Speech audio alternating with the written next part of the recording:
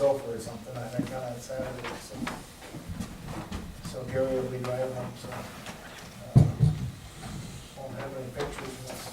I have somebody that's supposed to be going. All right, we will go ahead and call this meeting to order.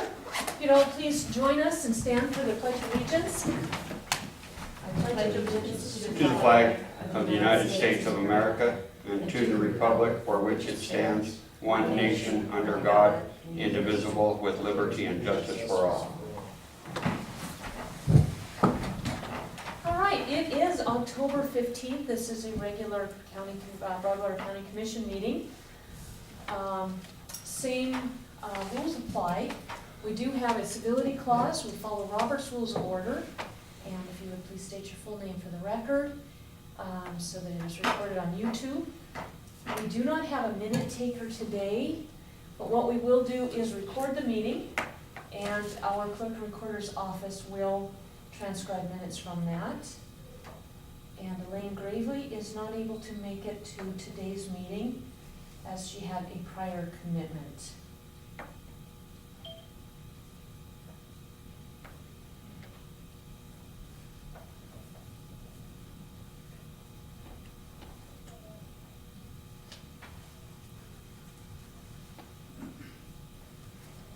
Okay, with that, first on the appointment list is John Rouser, Fair, John Walsh, Rodeo, Fairgrounds, Well decision. Come on up, John.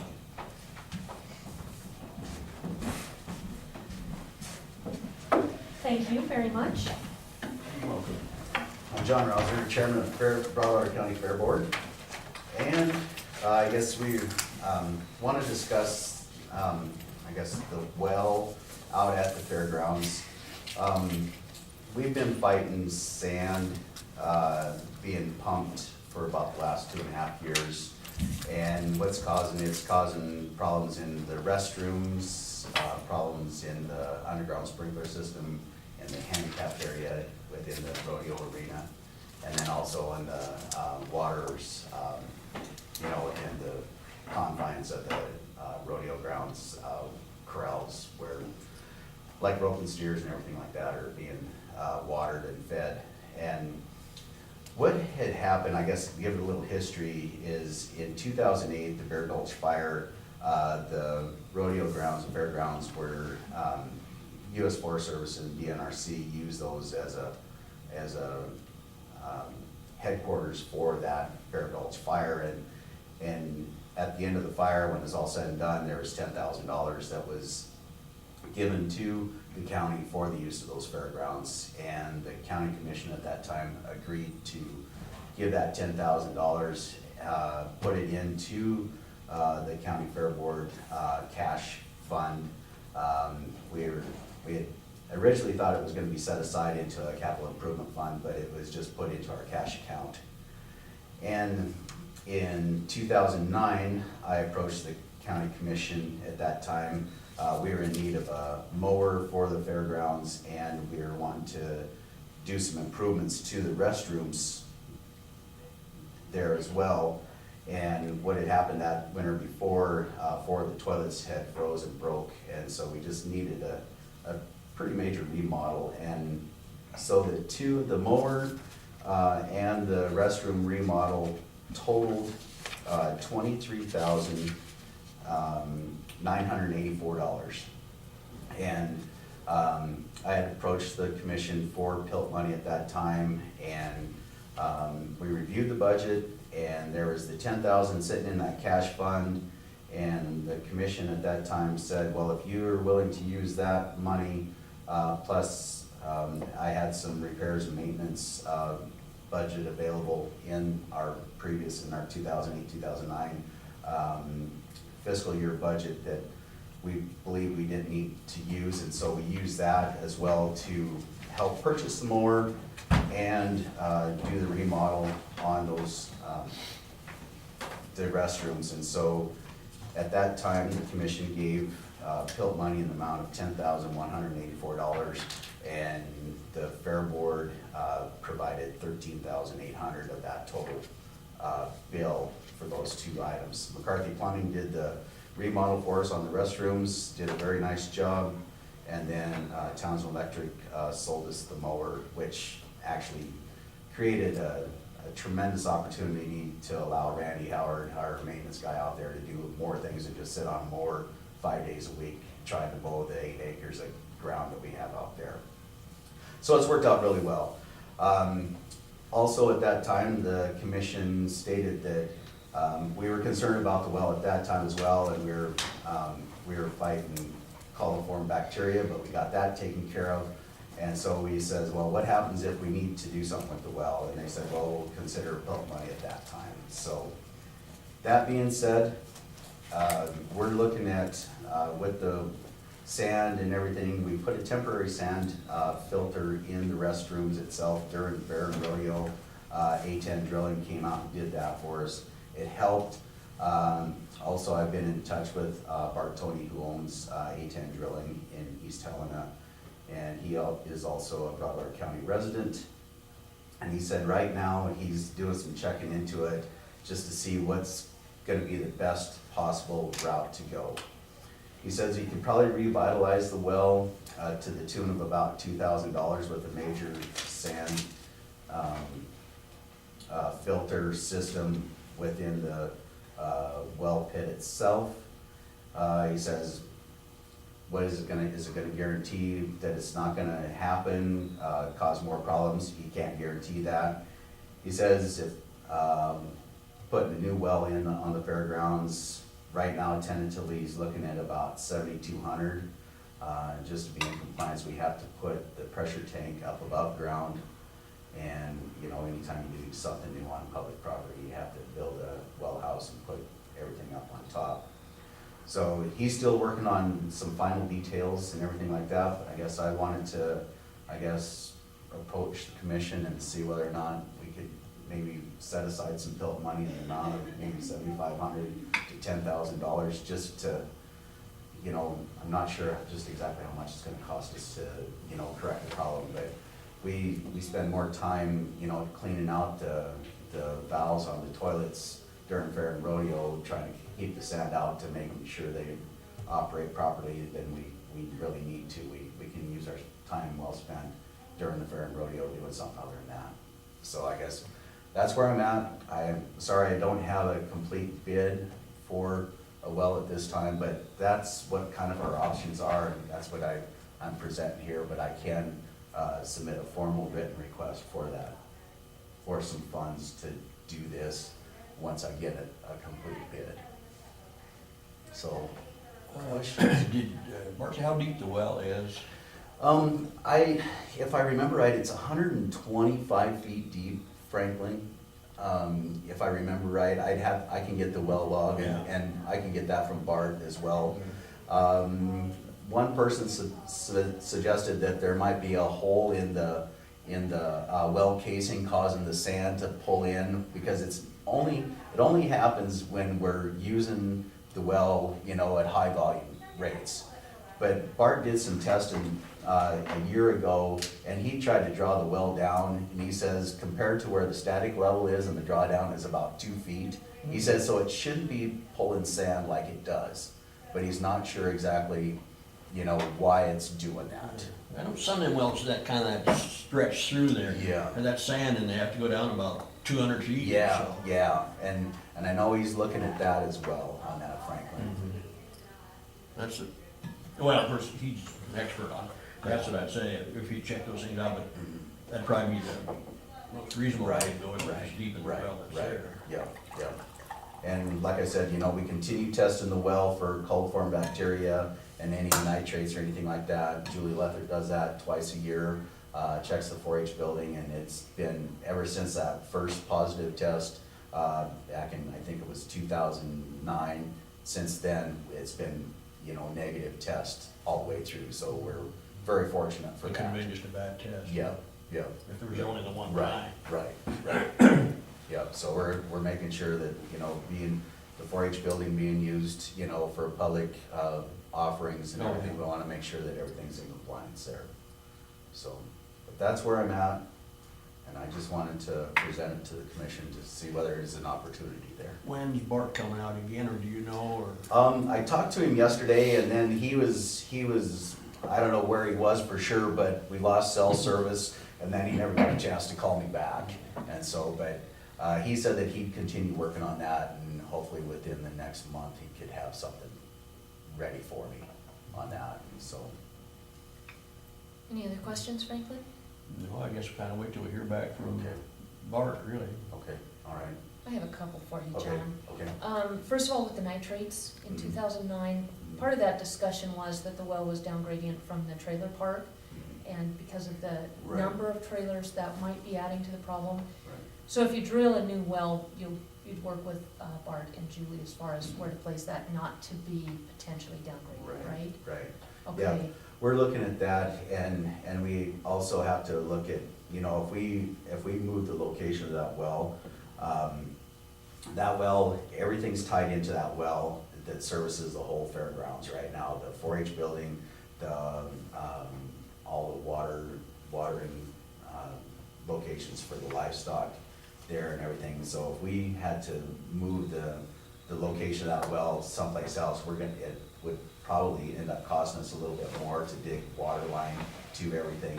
And so we wanna look at all the opportunities there and, you know, and just make sure that we, you know, stay in compliance, number one, stay in compliance, but also make sure that, you know, the cost isn't so overbearing that we can't afford to do it at all.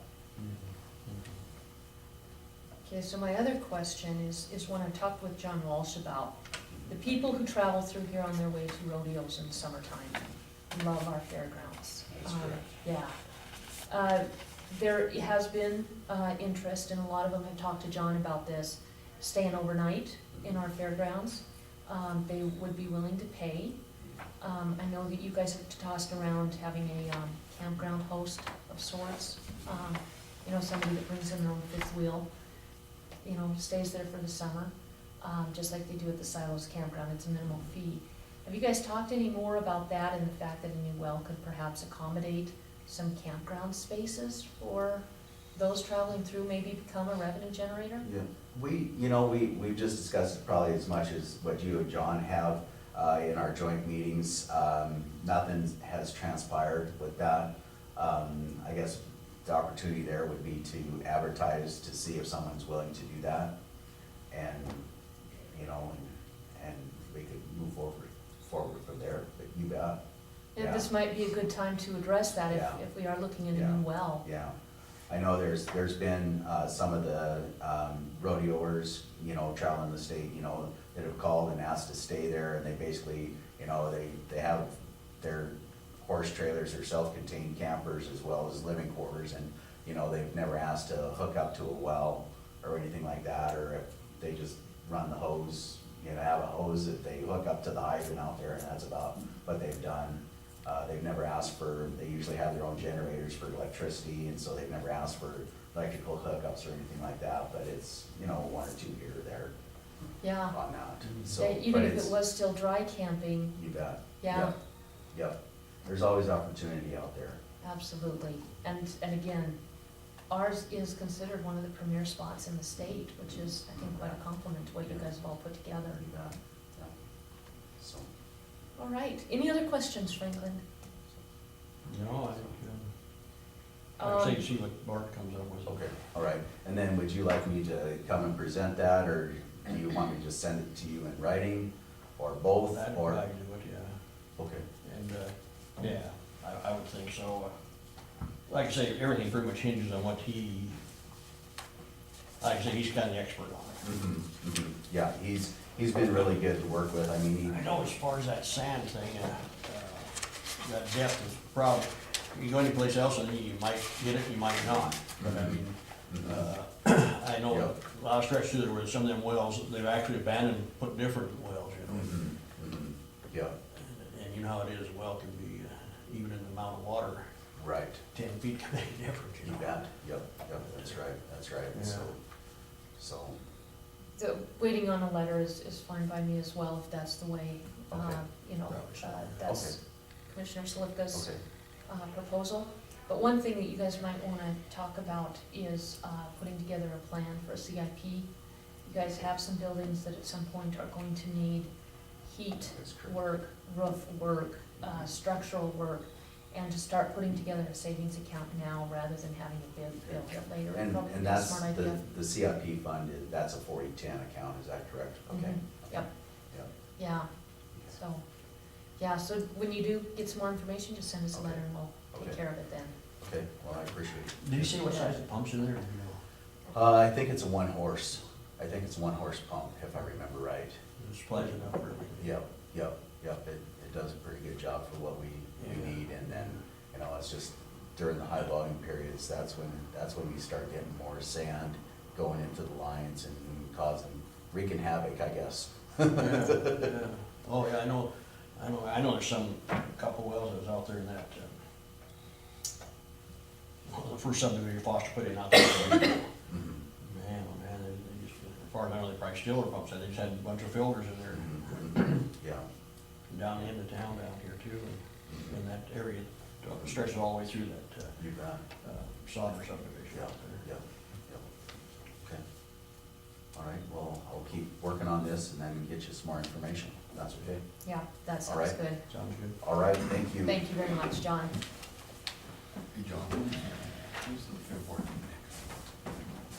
When is the fair board? It is January 12th, or 19th, something like that. I'll let you know. I'll shoot you an email. Okay, thanks.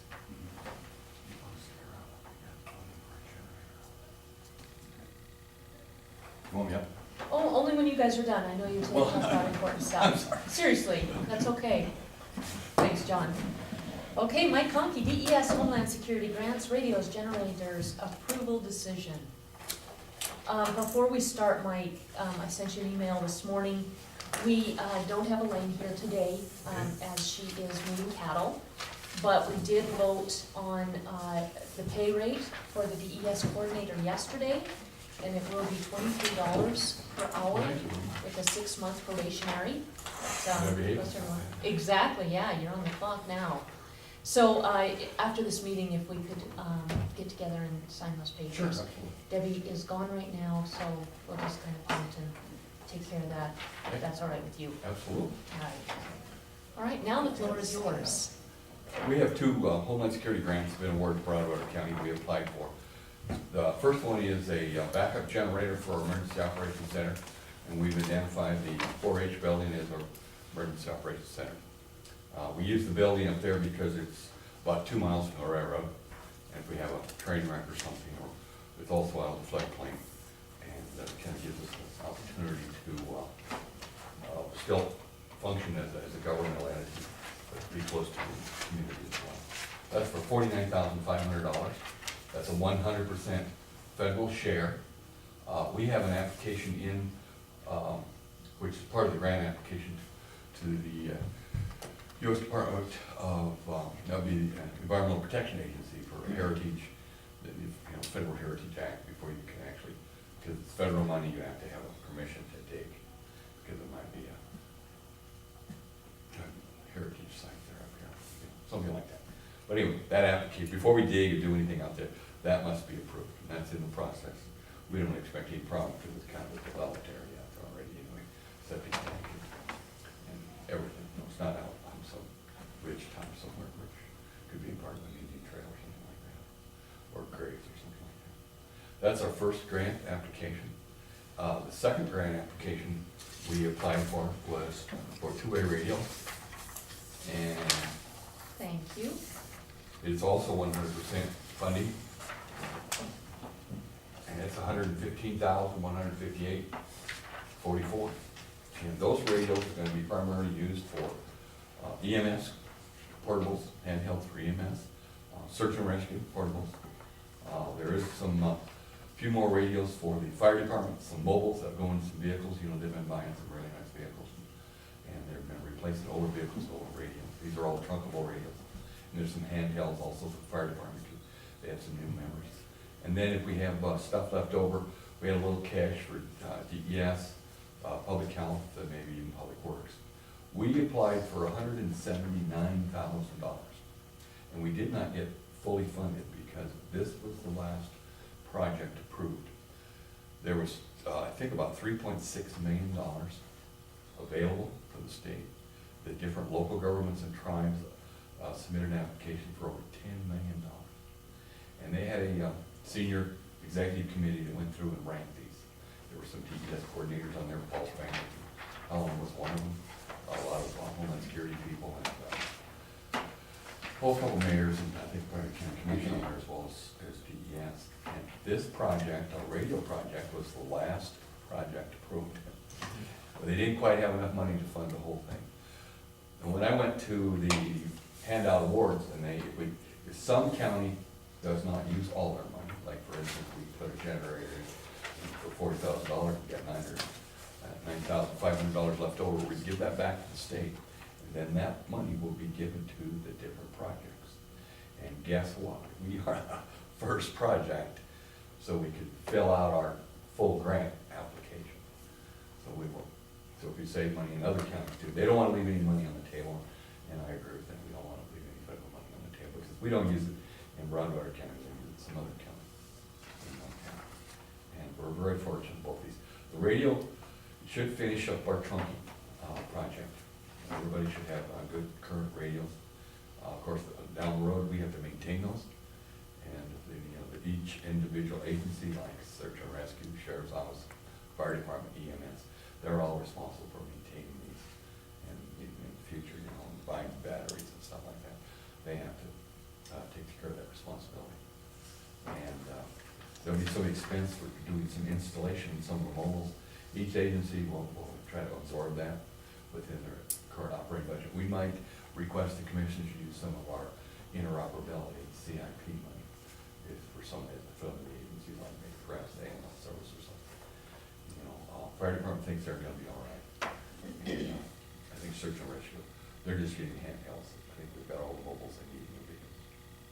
So, today we need to approve that, and I do have a grant number, grant number, which was issued to us. We need to put on our application. That's the grant number for both of these grants, for all the grants in Montana. And I emailed you all the electronic paperwork. Yes. And All right, thank there's a you. place to insert this grant number, and then after that, we'll put our project number. We'll either say backup, Broadwater County backup generator, or we'll say Broadwater two-way radio. Okay. And that's the way we want it. And then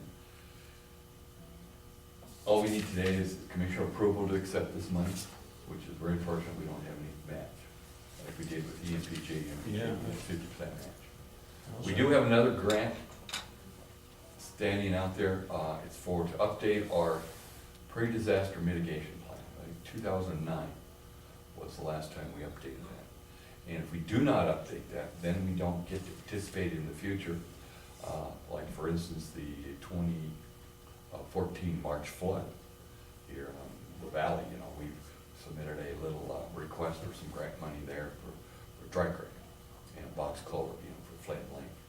So we have to update our PDM, they call them, pre-disaster mitigation grant. We have not heard on that. We went through the first screening on that, and we've been approved. Now they sent it from Denver to get up to Washington DC, and we're waiting to be heard on it. We'll probably get that. Now, that grant has a 25% match. Some of that money when we use, some of that will be our in-kind match, from our meetings, LEPC meetings. Any questions on this for the commissioners, either one of these grants? Franklin, any questions? This is pretty much what we went through before. That's correct. We presented it there. Just less money on the radio, and we hope to get some more money. We're gonna set priorities. The emergency response agencies will get the radios before, like public health or perhaps public works or something like that, or even DES. Those that go out there on calls, volunteers and stuff, need radios. DES had a few portables there we were gonna use as a radio cache, but we can get one without those. And it's very common that people don't spend all their money and do put it back, so, It is, most certainly is. yeah, There was about $500,000 last year. yeah. So that bodes well for us. Then I have to get together with the fair board and decide where we're gonna put this. We have to decide where the septic tank is and where we wanna put this and how we're gonna hook it up and stuff. And that's all to be determined in cooperation, coordination with that. It's their facility, we're very grateful they let us use it. That's a good partnership. Be and nice to another have. need for the water to be working. So Yeah. what, on that, it'll just power the 4-H building? It's a big enough and that generator, we can actually, if they want to, go to other buildings, like the commercial building.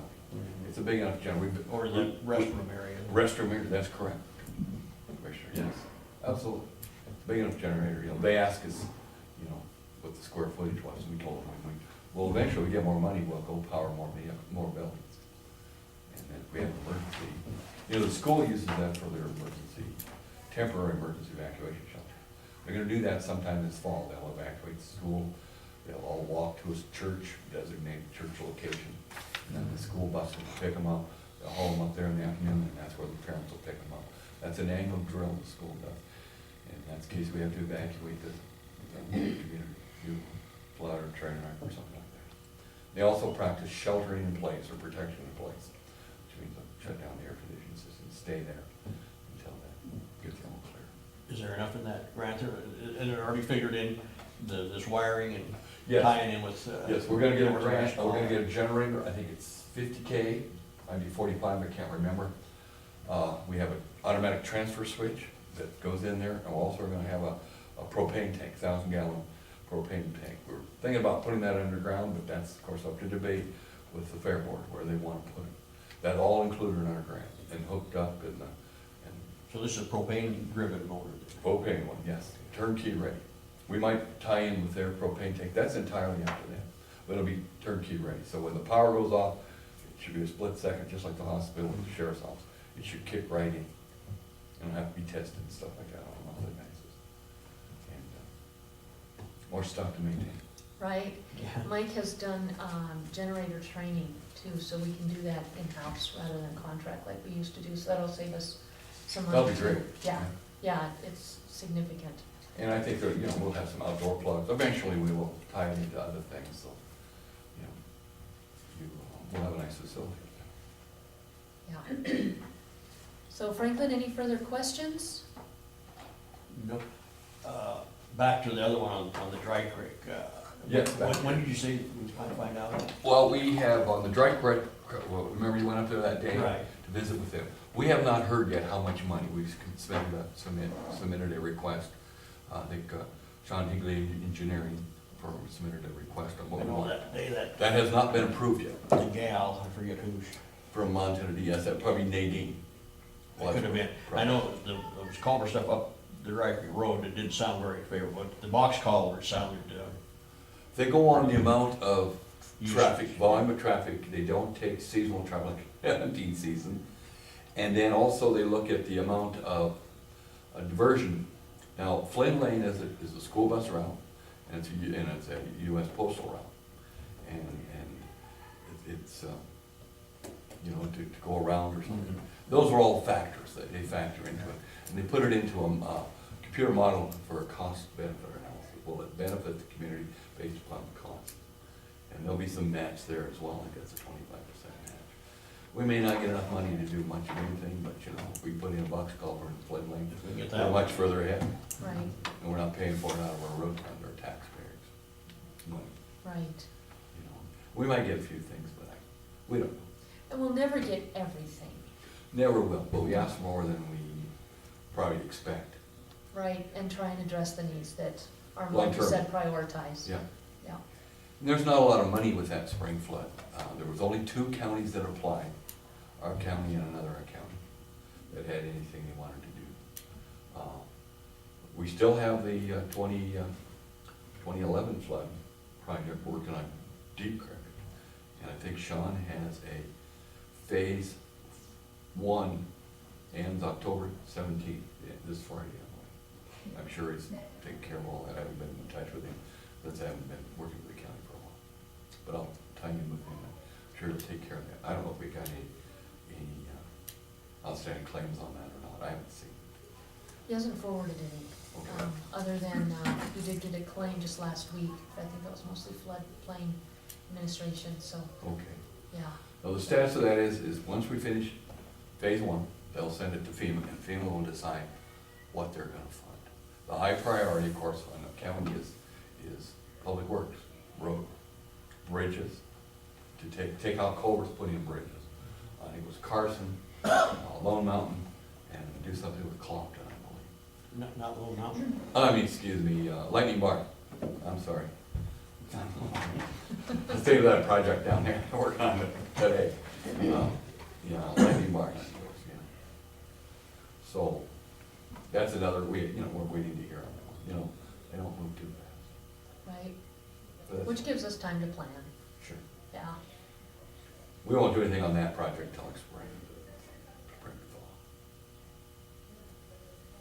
So regarding these two grants, which are the subject of our meeting today, Franklin, any further questions?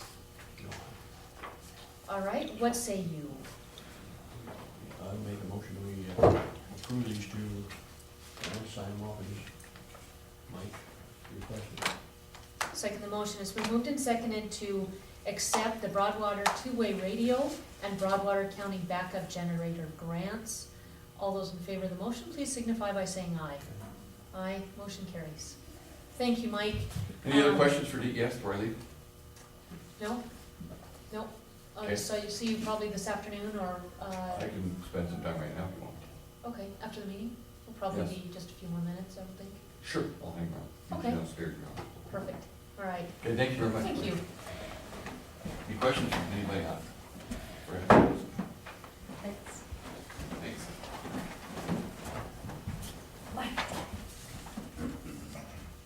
Oh, thanks, I'll be right there, John. My beverage. Okay, I've just got two letters. These were emailed to you, Franklin, and I didn't get any response. This is the support letter requested by Bill Duty for the Lower Deep Creek Drainage District. Did you get a chance to read that? No. Okay, if you would, and that was emailed last week, if you just give it a read and any suggested edits, we'll go ahead and get that off to them. That's the one that we, I can order with that.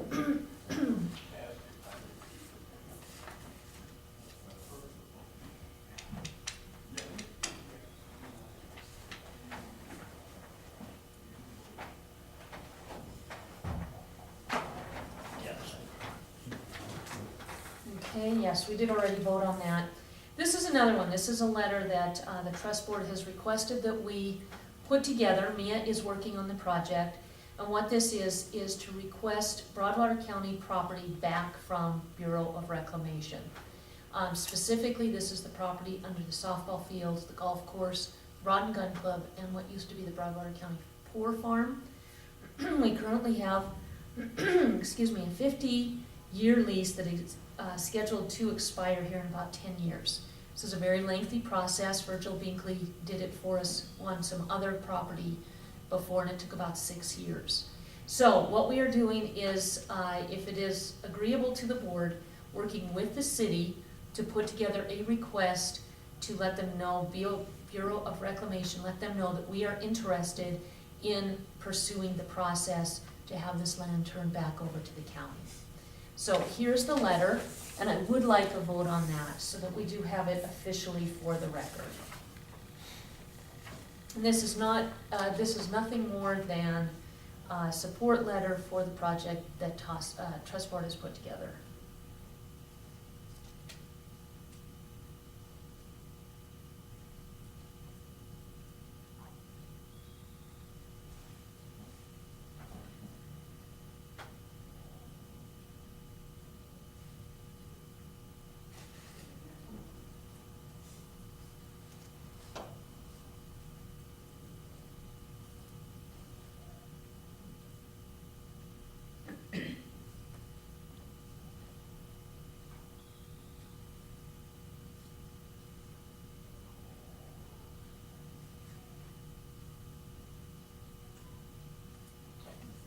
Do they charge anything now for the, like, the ball lines and that, For the what? where the ball, are they charging the county or the city for the use of that ground? I don't know. The city is actually the ones who manage the property under the golf course, the softball field, and the Rod and Gun Club. That would be a question for probably the city council or the mayor. I don't know. So, what say you? Yeah, it's fine with me. Is that a motion? I'll make it a motion. I'll second the motion. It's been moved and seconded to support the trust board in sending a letter jointly with the city of Townsend to start a process to reacquiring land currently used by Broadwater County and historically part of Broadwater County from the Bureau of Reclamation. All those in favor of the motion, please signify by saying aye. Aye, motion carries. Sorry, Tim, did you have a question? I do. I guess a lot of folks were, including myself, were under the understanding that the county did own that land. And so I guess my question is, where would I go to find out when that was actually transferred to BOR, or that transaction took place from the county-owned Poor Farm, et cetera, going back in the history? Who's got that information? As far as the property that is currently being leased by the city, you go to the city office. Okay. As far as the Poor Farm, you would go to the clerk and recorder's office. That's where land transaction information would be held. So you can get all that information from them. Thank you.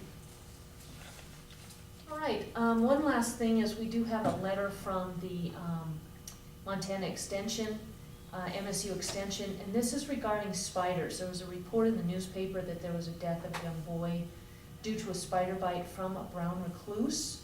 And this is just a 2-page fact letter from an insect diagnostician, Lauren Krzyznik, from Bozeman.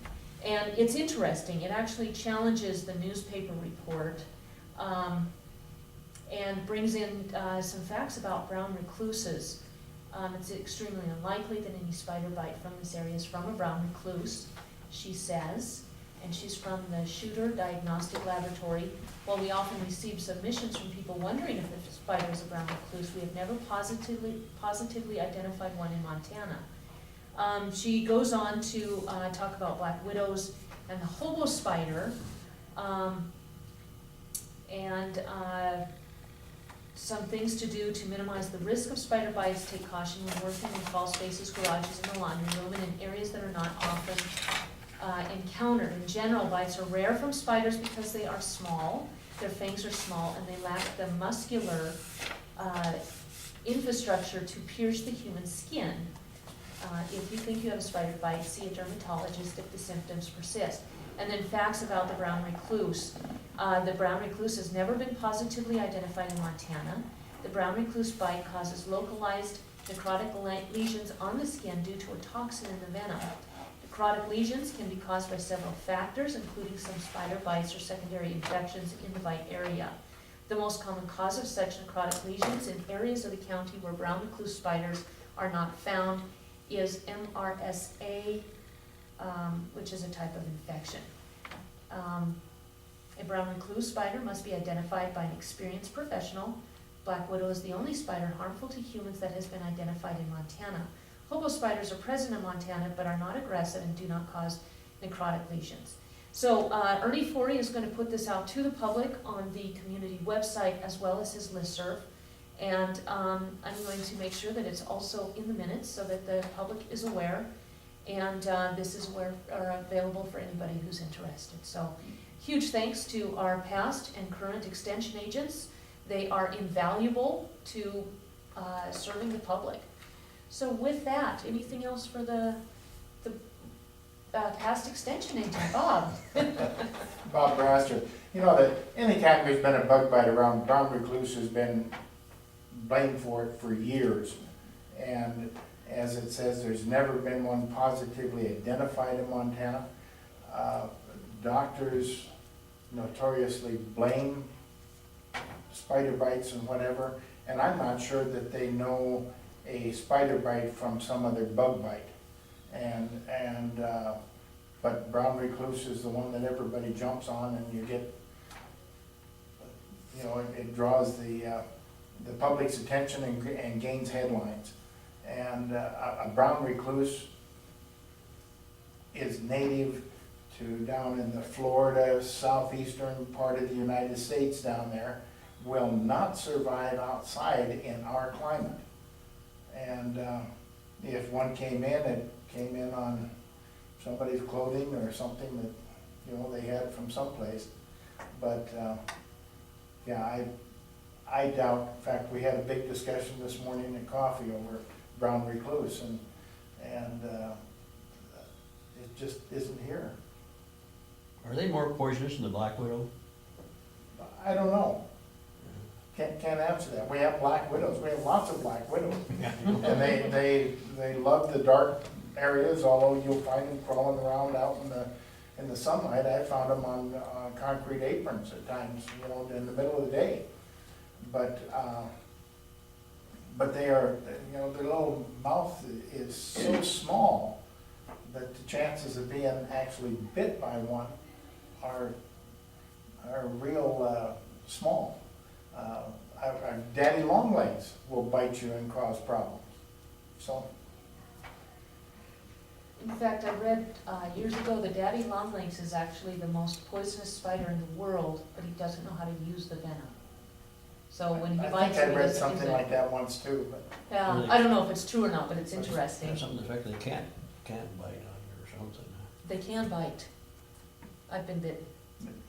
They can, yeah, the daddy longlegs can bite, but they're just, it's just so tiny that it's, Look how tiny a mosquito is, so too. yeah. It says here, bites from the brown recluse spider do not typically cause body-wide or systematic reactions. The venom itself does not cause infection. Instead, the open wound creates an entry point to the body for bacteria. The only way to confirm, It showed on TV that bite on that boy. It looked big.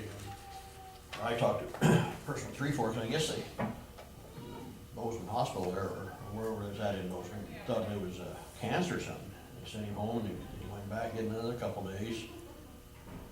Sent him home again, and so the parents decided they went to Billings, but by then it was too late. I And guess. it was a bacterial infection, I think, in him that they determined. no, but it's good information to have so that we have It's a facts. tragedy, but Yeah. Yeah. So with that, anything else from the board for the good of the order? No, Anything else from the public? Question, when will the rest of the YouTube videos be posted? There's some parts missing on a couple of dates. Not on mine. I've got them all on my YouTube. Which ones? If you could give me the specific dates, I can look those up, but Okay. I don't have any missing when I upload. September the 29th had part 1 and part 3 was not loaded up, and there was another one. I'll have to send you the email on that one. I'll have to go back and look. Okay, have you looked lately at those? Yesterday, I think it was. Okay. There were a couple that I put my computer to sleep and it quit uploading, but then I went back the next morning and uploaded them. So I'll double check the 29th, part 2. 1 and 3. 1 and 3 are missing? Are missing. Oh, 2 okay. and 4 are up there. 1 and 3. And then I'll have to send you an email with the other date. I can't remember that one. Okay, I'd be happy to look into that. Okay, thanks. You bet. All right, anything else? All right, we are adjourned. Thank you very much, everyone. Oh, and a list of TV station numbers? Yes. I got one, Yes. it's off the record, whatever. Harold had called me, or left a message just a few days ago. He'd been gone, and it reported anyway that the stations were off, so he went up there. I can't remember just what he said, it was more kind of a technical term, and he got them going again. Up to the TV When was site. that? Oh, I got the message about, I'm just guessing, 2 or 3 days ago, maybe. Okay. And I assume it just, of course, sometimes I don't get those darn messages, though. Sometimes it's 2 days or longer, but, Okay. I remember one part, he says, I'm just coming down from the site on this terrible road, he said. there's one of them. I have Is 2 it copies. 10? Do you want copies? That'd be CW? that I get, but there's no sound. You want them? Really? And I don't know if it's because mine got muted and my mute button doesn't work or whatever, but for a long time, I never got anything with it, just the way the satellites were running.